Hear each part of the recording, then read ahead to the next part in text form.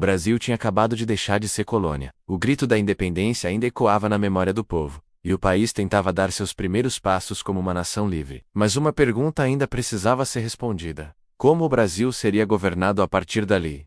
Quem faria as leis? Quem mandaria no país? Foi nesse cenário de incerteza, disputas e esperança que surgiu a primeira Constituição brasileira. Em 1824, um documento que não apenas organizou o poder, mas também revelou os primeiros grandes conflitos da nossa história como país independente. Depois da independência, proclamada em 1822, Dom Pedro I se tornou o imperador do Brasil. Mas governar um país recém-nascido não era nada simples. O território era gigante, a população estava dividida, as elites tinham interesses diferentes, e o povo, na sua maioria, não participava das decisões. Era urgente criar regras claras para definir como um novo país iria funcionar. A Constituição seria esse manual de instruções. Ela definiria quem manda, como o poder seria dividido, quais seriam os direitos das pessoas e quais seriam os limites do governo. Sem uma Constituição, o Brasil corria o risco de virar um país sem rumo, onde cada região tentaria impor sua própria vontade. No início, a ideia era que essas regras fossem construídas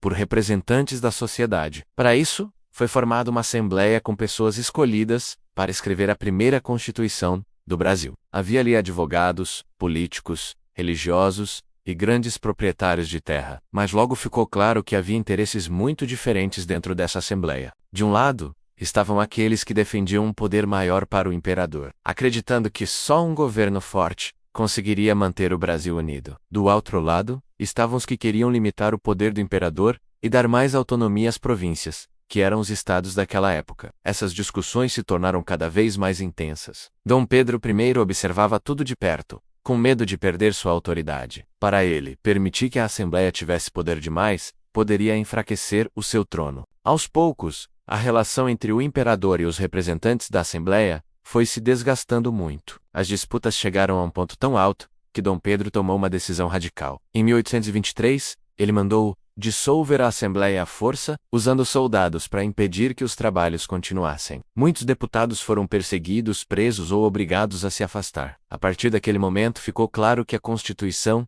não seria feita de forma democrática. Dom Pedro decidiu que ela seria escrita por um grupo de pessoas de sua confiança, seguindo as orientações diretas dele. Assim nasceu a Constituição de 1824. Ela foi imposta ao país, sem votação popular, sem a participação direta do povo e sem um debate amplo na sociedade. Foi a primeira Constituição do Brasil, e ela marcaria profundamente os rumos da nossa história. O documento começou definindo que o Brasil seria uma monarquia, ou seja, um país governado por um imperador, que seria o chefe máximo da nação, mas a Constituição também criou algo muito curioso e único.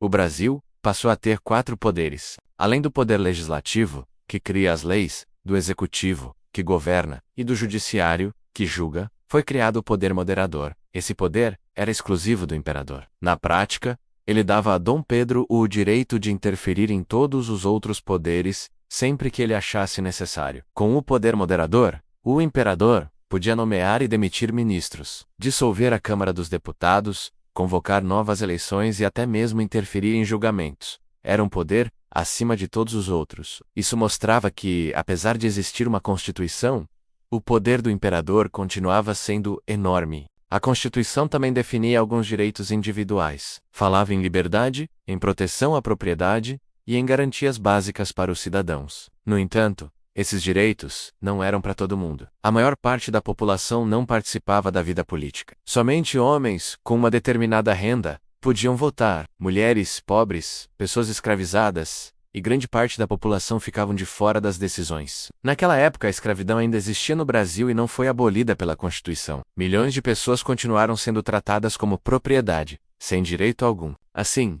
enquanto o país falava em liberdade e progresso, mantinha uma das maiores injustiças da sua história. A Constituição de 1824 também definiu o papel da religião. O catolicismo foi estabelecido como a religião oficial do Brasil. Outras religiões podiam ser praticadas, mas apenas de forma discreta, dentro da casa. A igreja tinha uma influência muito forte na vida social e política da época. Outro ponto importante era a centralização do poder. As províncias não tinham muita autonomia. A maioria das decisões era tomada no Rio de Janeiro, perto do imperador. Isso desagradou muitas regiões, que se sentiam esquecidas e pouco representadas. Pouco tempo depois da promulgação da Constituição, a insatisfação começou a crescer. Em várias partes do país, surgiram movimentos contrários ao governo imperial e à forma autoritária como a Constituição havia sido imposta. Um dos principais movimentos de revolta aconteceu no Nordeste, conhecido como Confederação do Equador. Pessoas insatisfeitas com o poder concentrado nas mãos do imperador e com a falta de participação popular passaram a defender mudanças profundas no país.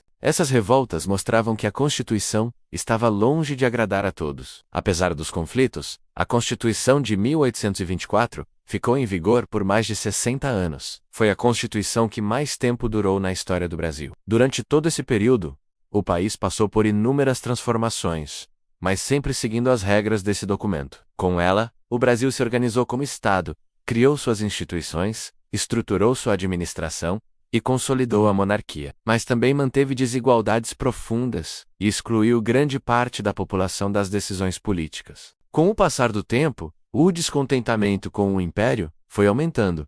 A escravidão era cada vez mais questionada, as elites mudavam de opinião, o exército se fortalecia, novas ideias republicanas surgiam. A Constituição de 1824, que um dia simbolizou organização e ordem, passou a ser vista por muitos como um obstáculo para as transformações que a sociedade queria. Você já parou para pensar como seria o Brasil se a nossa primeira Constituição tivesse sido escrita com participação popular de verdade? A gente nunca vai saber a resposta exata. Mas uma coisa é certa: a forma como essa Constituição nasceu influenciou diretamente o jeito como a política brasileira se desenvolveu. Ela dava ao imperador uma imagem de autoridade total, mas também criava um país onde o povo tinha pouca voz. Criava leis, mas concentrava o poder. Organizava o Estado, mas mantinha estruturas muito injustas. Com o passar dos anos, as crises políticas se multiplicaram.